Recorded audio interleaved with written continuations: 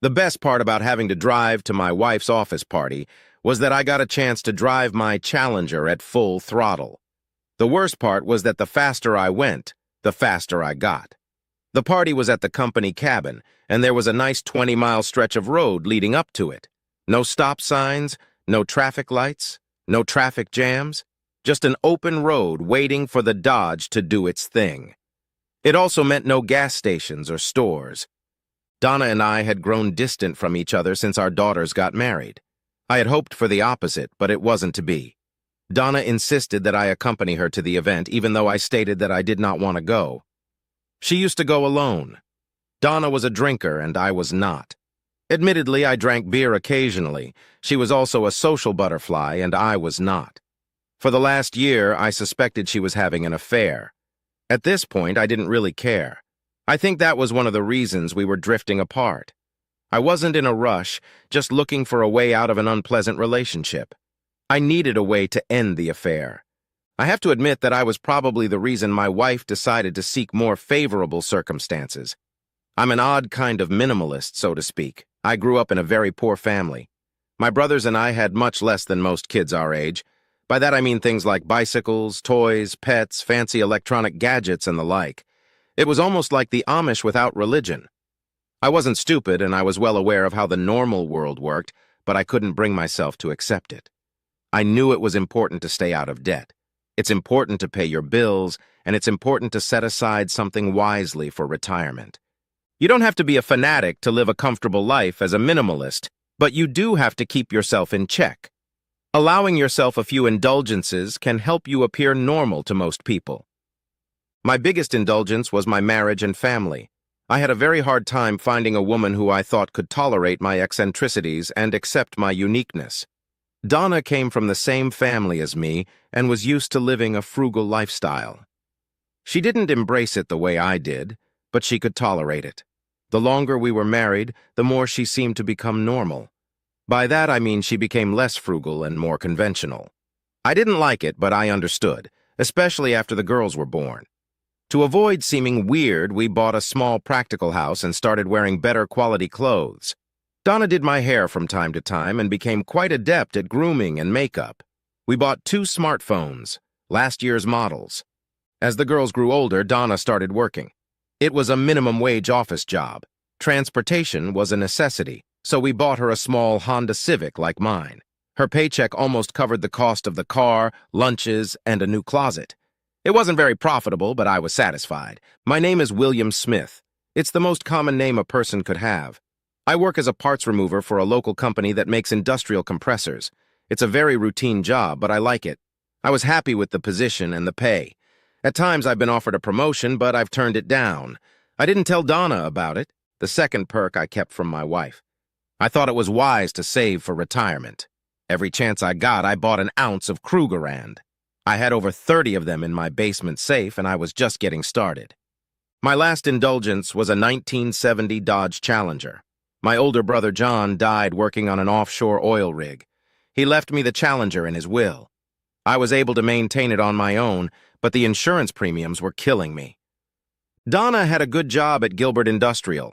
She was promoted and promoted regularly. The first year she talked about her job quite a bit, but then it went downhill. Now she rarely mentions her job or the people she works with at all. I knew something was wrong, but I couldn't figure out what it was. I was hoping to get a better idea of what was going on tonight. The company meeting was something like a retreat. It was a weekend event. I felt out of place even though I had to go there. I had met all of her employees at one time or another, and I didn't like any of them. We pulled onto the highway in Holbrook, and I was finally able to let the Challenger go. She reacted just as I had anticipated. Donna wasn't thrilled about the speed, but she kept her mouth shut. Yes, I was indeed speeding. No, I didn't care. "Bill, what's the rush? We have plenty of time to get there. Why don't you slow down?" "I can't wait to get there. You know very well I didn't want to go there at all. I'm just using this time to clean the engine. It needs to run from time to time." "Please try not to be pampered. This weekend is important to my career. Mrs. Simpson said you need to be here too."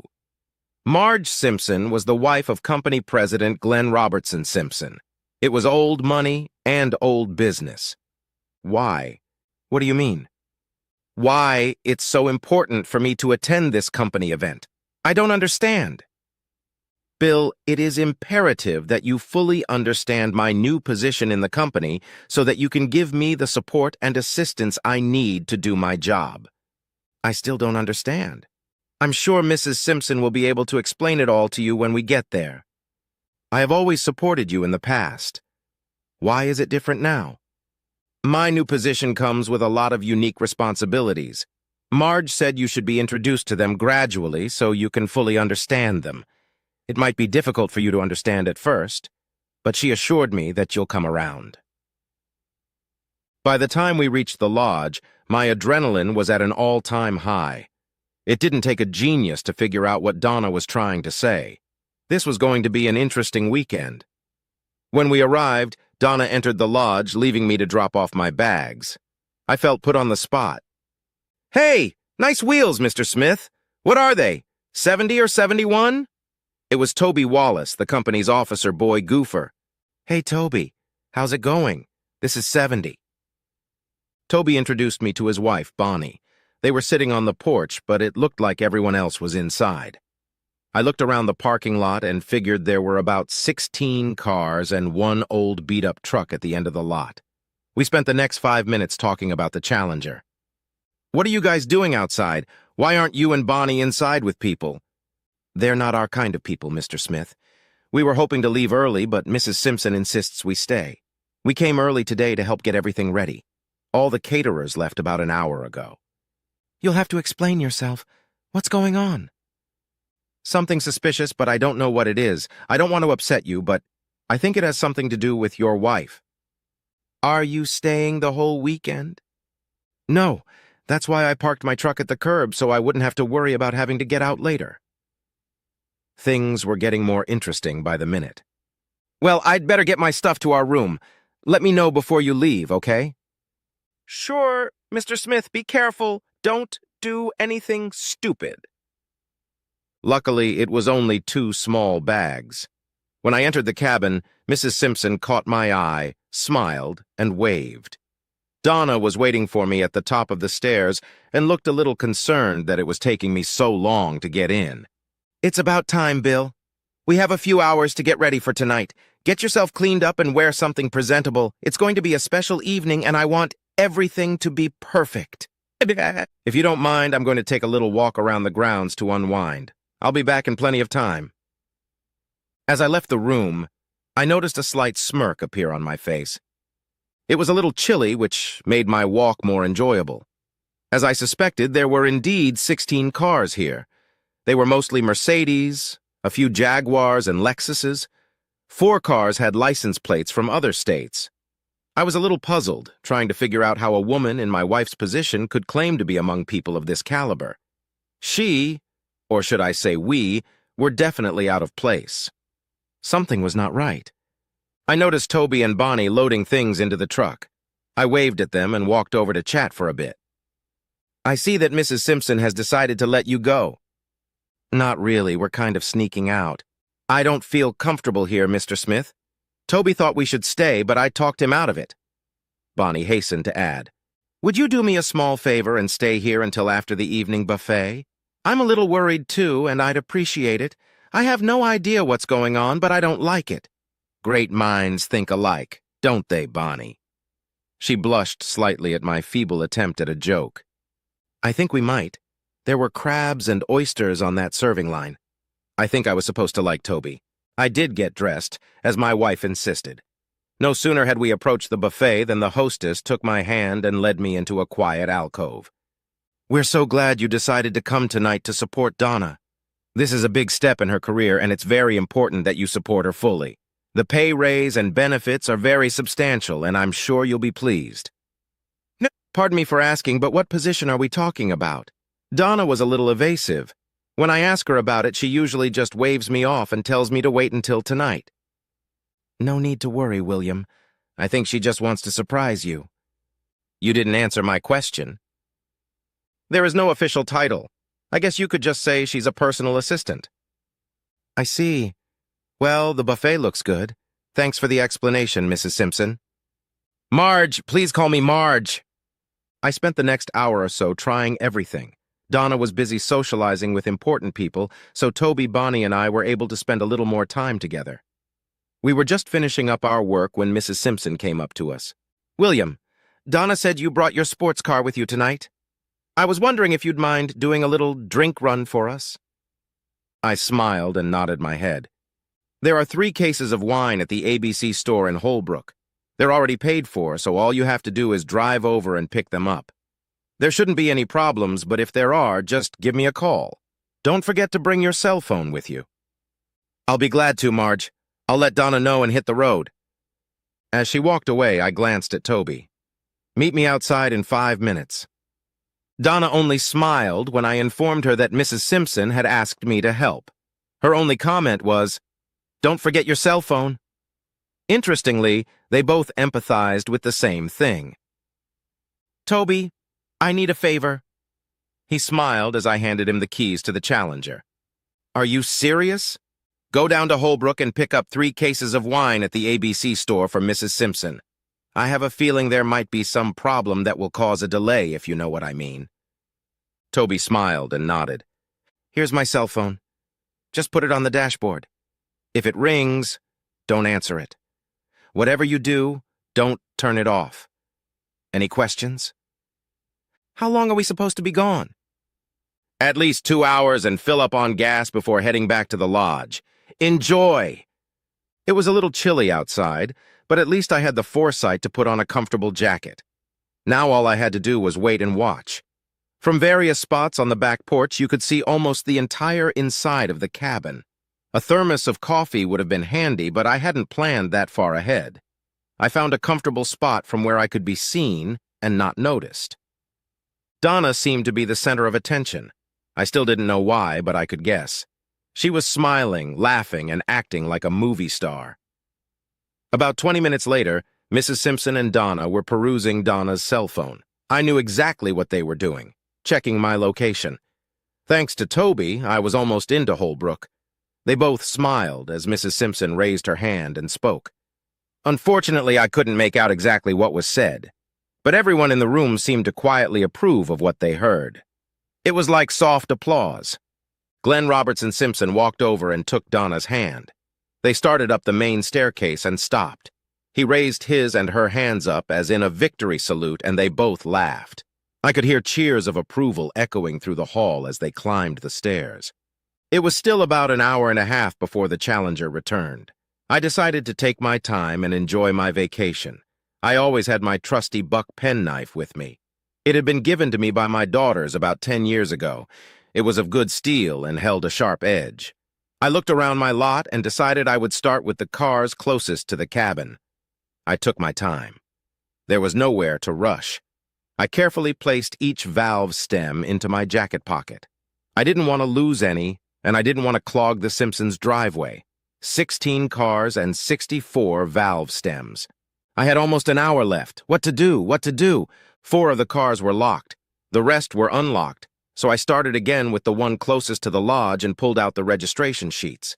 Some were on the visors, but most were in the glove compartments. I had no idea what I was going to do with them, but I figured they might come in handy in the future. There was still another 30-minute wait before Toby returned. I decided that the valve stems on the spare tires should be fine. Since I had access to the cars, I had access to the trunks as well. 20 minutes later, I had 10 more stems. 2 cars didn't have spare tires.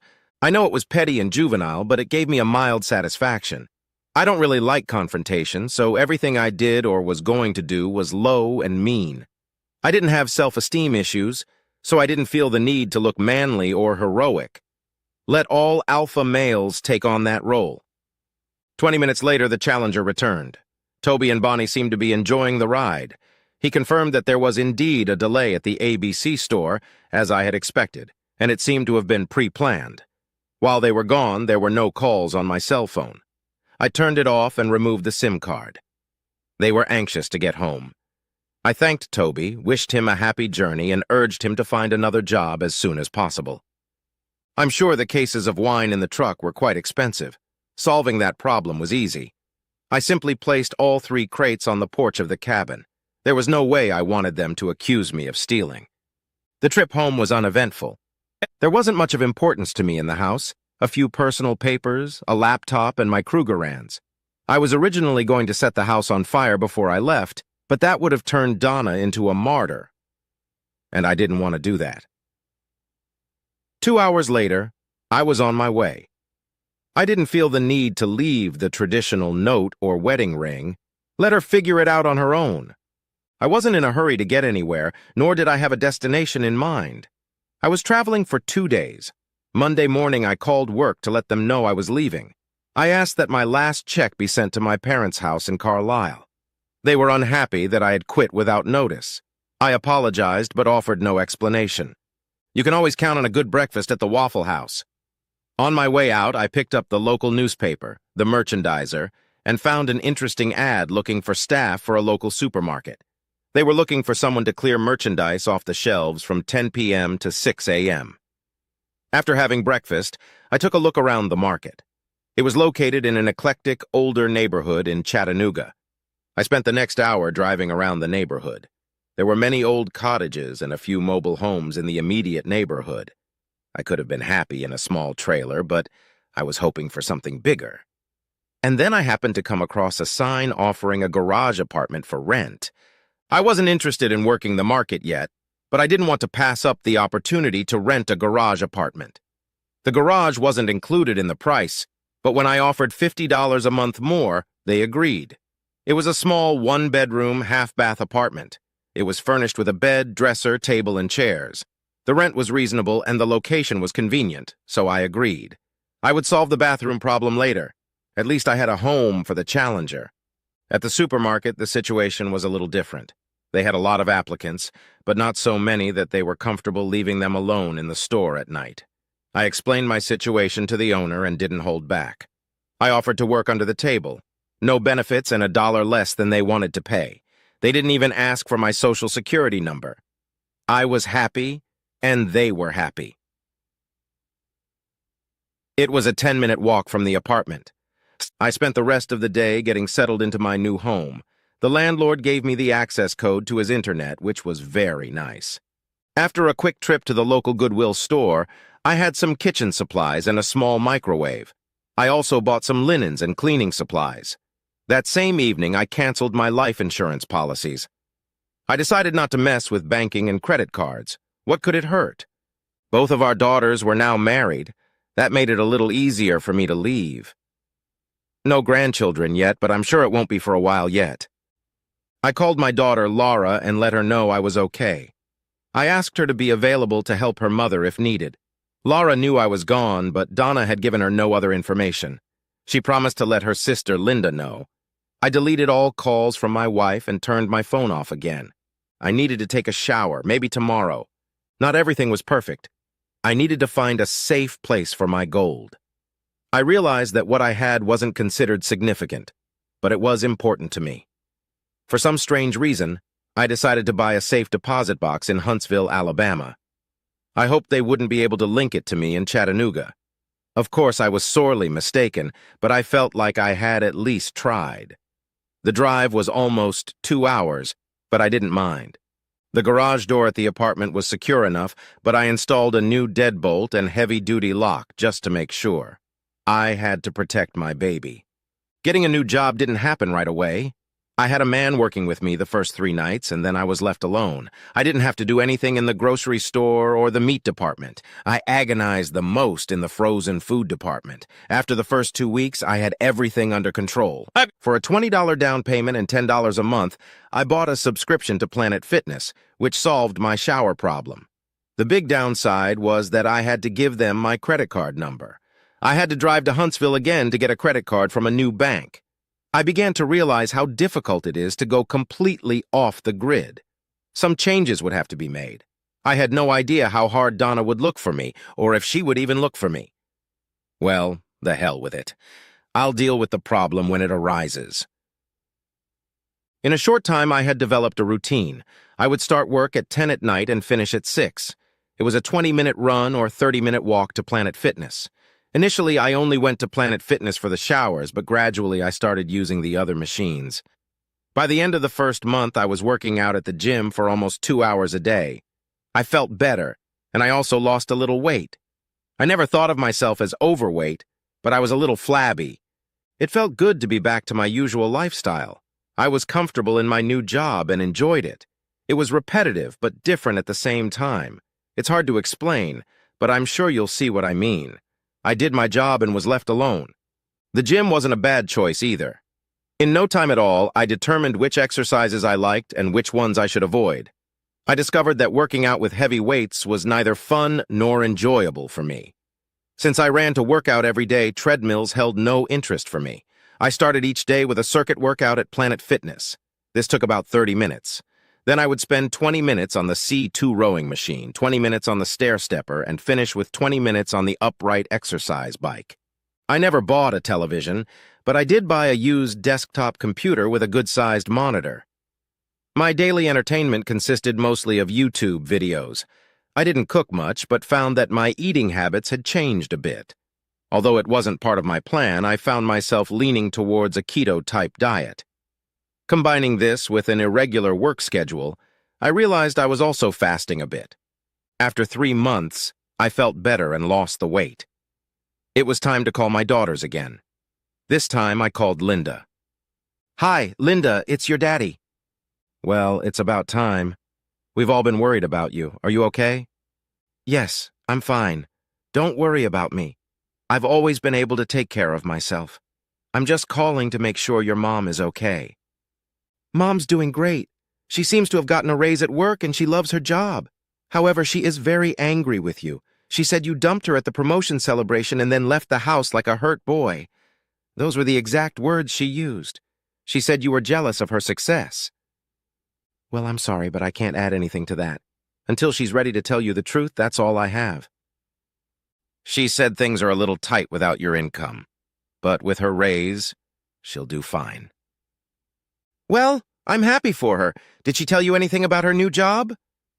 "Only that she's making more money and can travel a lot." I didn't answer anything. After a short pause, Linda spoke again. "Are you coming home for Christmas?" "I don't think so. I'll try to send something for you and Laura." "We don't need or want anything, Dad. We'd rather have you here." "Sorry about that. I have to go now. Give Laura my regards. Bye." I was feeling a little depressed. I got the feeling that my daughters didn't understand the situation and thought I was the cause of all the problems. I was uncomfortable with that, but I didn't feel I owed them an explanation. It was obvious that there was no remorse on my wife's part. I felt a little bitter. From what my daughter had told me, Donna was doing just fine without me. I still didn't understand why she wanted me home. I finished my case of Black and Tan and spent the weekend feeling dejected. My beer consumption was on the rise. As the weeks passed, things began to improve. Things were going well at my job, and I got a raise I didn't expect. They gave me leeway on my responsibilities, and in a very short time I optimized and improved the restocking system. I provided a weekly report that was used to determine stock levels and order intervals. The store's general computer system was already doing this, but they seemed grateful for manual data entry. My accommodations were ideal for my situation and well within my budget. My weight was down and I was building muscle. In the right light, you could make out 6 pudgy toes. I had stopped shaving and now had a full head of hair, long enough to do a small ponytail. My whole image seemed to have changed, and I looked a little menacing. Working out at the gym became easier and a little longer. An unexpected side effect was that I made a few friends at the gym. They weren't really friends, but more like acquaintances. I was very wary of female gym rats because I didn't want any indecency issues. With the guys, it didn't matter. In fact, we bantered with each other on a regular basis. However, there was one very unusual alliance. Her name was Harry, or at least that's what everyone called her. She wasn't very friendly and rarely spoke to anyone. I turned out to be the exception. Every morning she was there and worked continuously for at least 2 hours. It was an intense workout, not subtle yoga. By my estimate, she was in her early 40s. She had a strong build and always wore sweatpants and a sweatshirt. All the other women flaunted their bodies in tight, latex, and skimpy outfits. But not Harry. I was getting harassed because I was the only male in the entire cage that she talked to or even looked at. I didn't encourage her, but I didn't deny her anything either. To be honest, I was a little flattered. Several months went by and I still hadn't contacted my daughters or my wife. I just couldn't bring myself to do it. I made several trips to Huntsville to add to my Krugerrand collection. Then the situation began to change. William, can I talk to you? This was not the usual conversation starter with Harry. She called me William, while all the guys used Bill. Come to think of it, she never called me by my first name at all. Sure, no problem. Is there anything I can help you with? Pretty much, yeah. We both sat down on the bench and made ourselves comfortable. I have a corporate event on Friday night and I need an escort. I'll cover all expenses, and I just need you to come with me. I noticed that you don't drive, so I will also provide you with transportation. I can reimburse you if you need it. I hesitated and she quickly realized it. I'm sorry, did I do or say something wrong? No, not at all. It's just that I have a few skeletons in my closet, so to speak. If you can get around them, I'd be happy to help you. Okay, what are the problems? For one thing, I'm married. Oh, damn, you never mentioned a wife. I guess that puts things in perspective. No, not at all. I just wanted to warn you in advance. I haven't seen or spoken to my wife in over 9 months. I don't even know if I'm still married. Have you filed for divorce or separation? No. What's next? I don't have anything appropriate to wear. No suit, no jacket, no dress shirts, no casual shoes. All of those things I don't need, so I don't have any. No problem. I can take care of that. That's why I'm asking for an appointment a week in advance. I work nights, but I think I can free up an evening without a problem. I'm glad you've solved that problem. She smiled when she said that. What else? Do you want me to shave or something? William, I like your beard and hair, but honestly, you're a little unshaven. Would you mind if I had my stylist take a look at you Friday afternoon? A stylist? She smiled. I groaned and nodded that it was okay. Thus began my relationship with Harry, professionally known as Harriet Parker, attorney at law. On Tuesday, I found myself at Joseph A. Banks. Not exactly an upscale establishment, but a notch above any I had ever been to. Harry had arranged my visit in advance. I ended up buying 2 pairs of pants and 2 sports jackets. A few shirts and a few ties were added to them. I worked a little harder, adding 2 turtleneck shirts to the pile. I've always liked them and thought they would look good with the sport jackets. Harry had paid for everything in advance.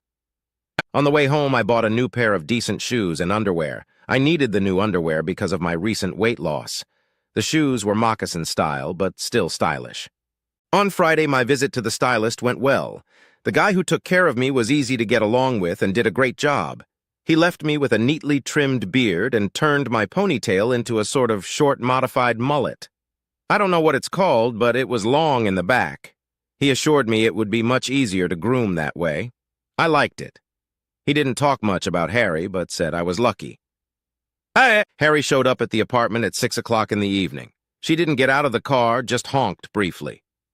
The Lexus looked out of place in my neighborhood. I opted for a gray jacket and gray turtleneck. I thought I looked good, but I had no frame of reference. I was thankful she was driving because I didn't know my way around town. Harry, before we go in, can you explain exactly what I should do or not do tonight? The first hour or so we'll probably socialize. You don't have to participate. Most of the people here will turn out to be arrogant snobs you don't want anything to do with. Avoid them if you can. Mostly, I want you to stay close to me and keep all sorts of cocky people away. Try not to be obvious, but don't let any of them elbow you either. Make sure I always have a drink in my hand, ginger ale or mineral water. Be friendly and malleable, and no matter what you do, don't lose your temper. In essence, you are arm candy. Make them think we're a couple. I never thought of myself as that type of guy. I don't have much experience with that kind of thing. Can you handle it? You bet I am. Oh, is there any food? In about an hour, we'll each get a plate of $500 rubber chicken and listen to some speeches. When it's over, there'll be more handshakes. Oh, you look good, by the way. At that moment, I realized I hadn't complimented her on her dress or her hair. I was really out of my depth. The first part of the evening went exactly as she explained. I found that my role was a little easier than I had anticipated. The room was full of unmarried men. all wearing expensive suits and carrying large watches. Harry did look good, and most of them knew she was single. Some of them took the time to come up and chat with her. They were tasting the water, so to speak. I forced myself to look at them all with squinted eyes like Charles Bronson. Surprisingly, it worked. Every time I stepped away from her to refresh her drink, another vulture swooped in. Several of them brought her drinks, which she calmly handed to me to dispose of. Harry glanced at me a couple times and sort of smiled. Finally, we sat down at the table. 300 chicken dinners appeared out of nowhere. It was a miserable plate of food. I can't be called a picky eater, but this was something else. I kept thinking about the $500. Harry leaned toward me. "William, you want to blow this place up?" She tried to use Bogart's accent, but she failed miserably. I didn't bother answering her. I just stood up, took her hand, and we left quietly. I don't think anyone even noticed. When we pulled into the parking lot, she took off her shoes and tossed me the keys to the Lexus. "Find us some real food, William." 20 minutes later, we were at Hillbilly Willie's. We each had a full rack and long necks. Tabasco was no stranger to her. We both ignored the side dish of fries. The bibs, on the other hand, were gladly accepted. As we ate, I noticed one unusual thing. Her evening gown had long sleeves. Most women's dresses had short sleeves or no sleeves at all. She was also barefoot, and it didn't seem to embarrass her in the least. Things quickly returned to normal. My evening with Harry was enjoyable, though it didn't end in intimacy. We continued our normal relationship at the gym. 3 weeks later, Harry had another event that required an escort. I, of course, agreed. I felt obliged to explain the situation to my boss, and he found it quite amusing. Under the circumstances, he told me that there was no need to ask for permission to take time off work. Just leave him a note. He told me that I was responsible for my own time and should manage it accordingly. Harry's daily workout at the gym was quite intense. She monitored her heart rate and sweated a lot. She was always fully clothed. Most female athletes wore sports bras and shorts. Harry wore sweatshirts and long pants. It seemed pointless, but I wasn't going to bring it up. Our second night was similar to the first, except there was no food and there was more booze. And more booze meant more lizards snooping around. Every other guy who approached her brought fresh booze. I was busy most of the evening picking up and throwing away unwanted glasses. One of the more obnoxious guys eventually got to me. I took him aside and calmly told him that if he ever harassed my fiancée again, I would clean his clock. He disappeared for the rest of the evening, like so many other scumbags. I didn't realize I'd become so formidable.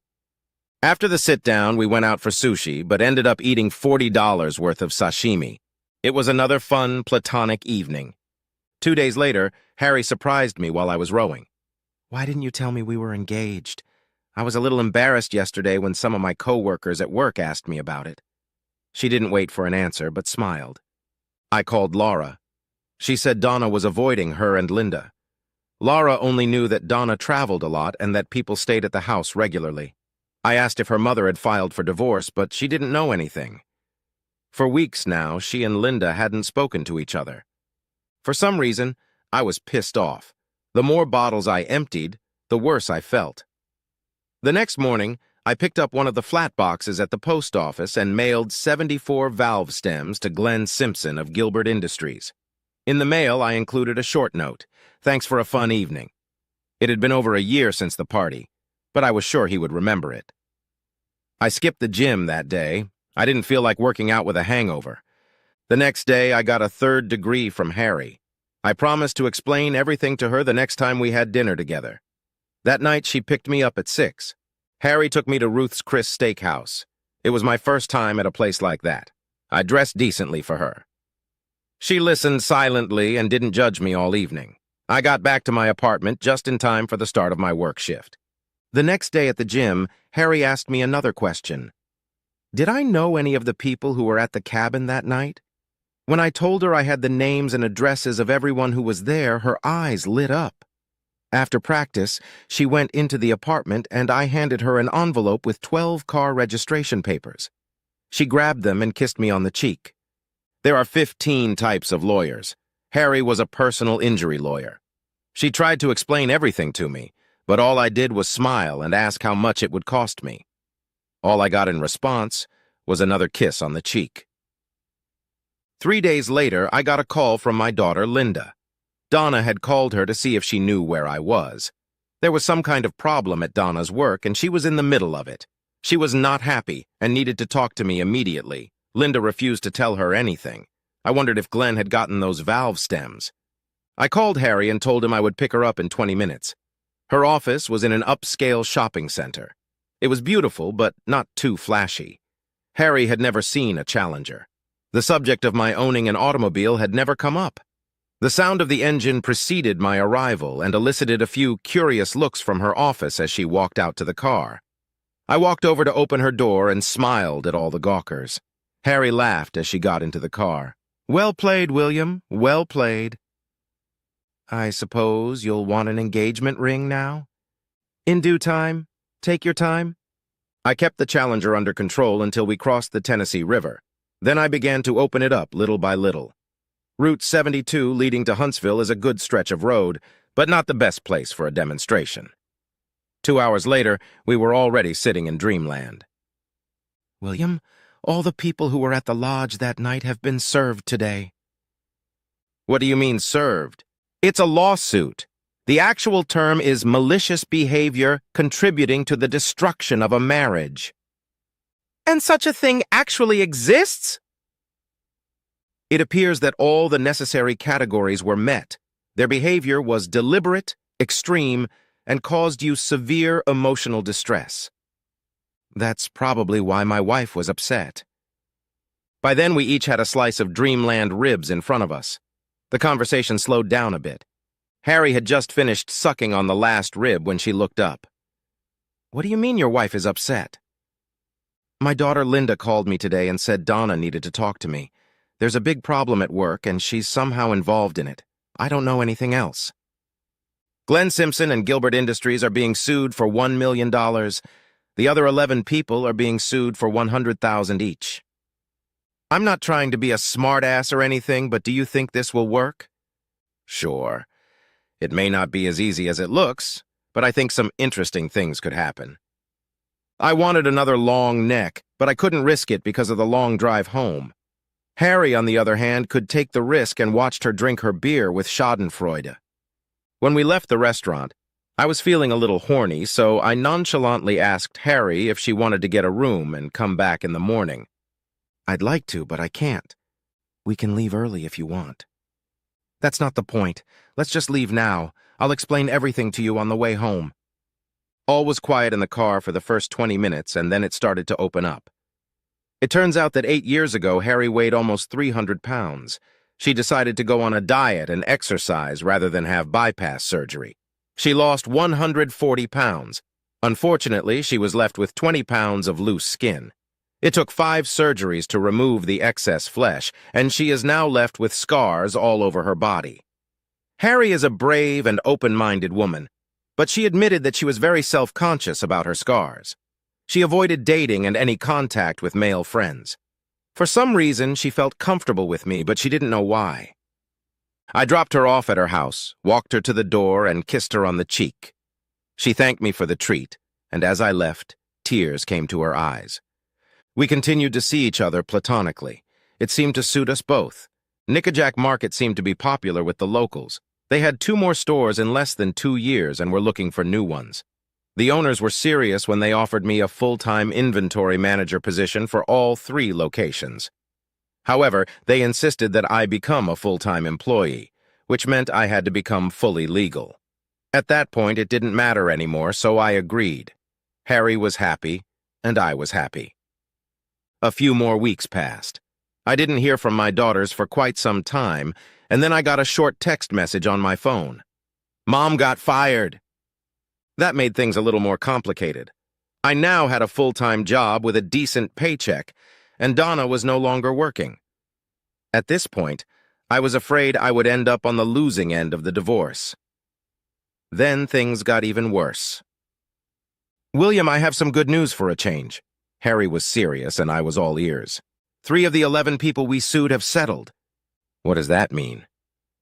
Since we only sued for $100,000, the insurance companies advised them to just pay it out and avoid public litigation. It was covered by their insurance, so it wasn't a big personal loss to them. You mean we can get some money out of it? William, I've already received 3 checks. There may be more to come. Do you think it might have something to do with Donna's firing? I'm pretty sure it does. Could it mess up my divorce? Have you filed the papers yet? No, not yet. I was going to ask you to help me with that. A wide smile appeared on Harry's face. William, pack a small bag and get the Challenger ready. We're going to take a trip to see your wife. We'll leave early Thursday morning.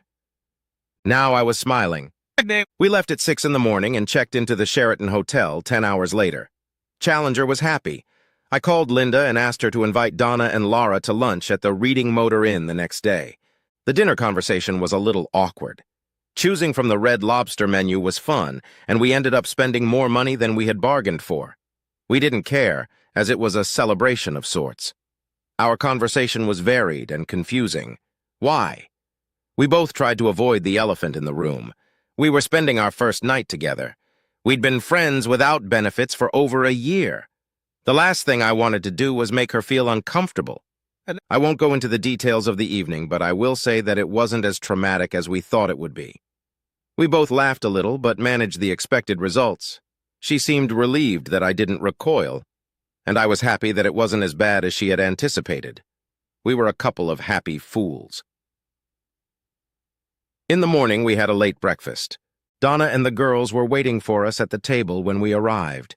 I wore one of my new sports jackets with a dark turtleneck. I looked good. Harry was wearing one of her light business suits, sort of casual professional. My wife and daughters looked at me in amazement.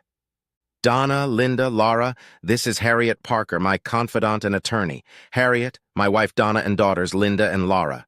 It came out awkward, but it was the best I could do. No sooner had we moved on to meaningless chit-chat than the waiter appeared to take the drink order. I'm not hungry. If you don't mind, I'll just have a coffee. Donna was the first to break the silence. I quickly glanced around the table and came to the same conclusion. Why don't you just bring us 5 cups of coffee and leave the kettle on the table? The waiter nodded and everyone seemed relieved at the decision. It's good to see you again, Bill. Would you like to tell us about what you've been up to the last few years? Donna smirked slightly as she said it. Just working and giving you the freedom to find yourself or what you've been doing. Harry kicked me lightly under the table. I needed you and you left me. Maybe you needed someone, but not me. Mom! Dad! That's enough! I'm sure you didn't set up this meeting to sit around and snap at each other. Dad! What are we here for? Linda was being very assertive. I realized that this was going to be a very short meeting. I was at a loss. I looked back at Harry for any hint on how to proceed. She ignored me but took the conversation into her own hands. Harry rummaged through her purse and pulled out an envelope. She held it out across the table to Donna. Mrs. Smith, this is a petition for divorce. I think you will find it very fair. I suggest you take it to your attorney to have him review it. Laura and Linda looked at each other in surprise. It was obvious they hadn't expected this. Donna, however, smiled broadly. She didn't take the envelope from Harry, but reached under the table and pulled one out of her purse. You stupid asshole. I divorced your weak ass 8 months ago for desertion. You never got a copy because I didn't know where to send it. It's final. Everything you have here is worthless. You don't have anything I need. Her smile turned into a wide grin. The waiter returned with our coffee and a full urn on the table just as Donna was getting up. She smiled at Harry and I and threw the girls a strange look before walking away. She left both envelopes on the table. Dad, can we stay for lunch? I hear they have really good quiche here, said Laura.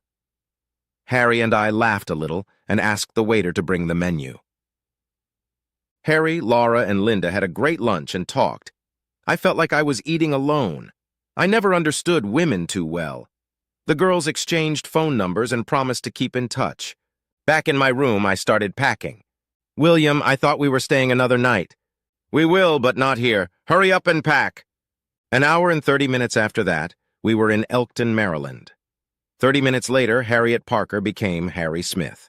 We spent the night in Luray, Virginia. I wanted to drive farther, but we didn't have time. We bought a house with a 3-car garage. That's another story. The girls said Donna had a fit when she found out I got $2 million from Gilbert Industries. Donna moved to Iowa. I don't know why.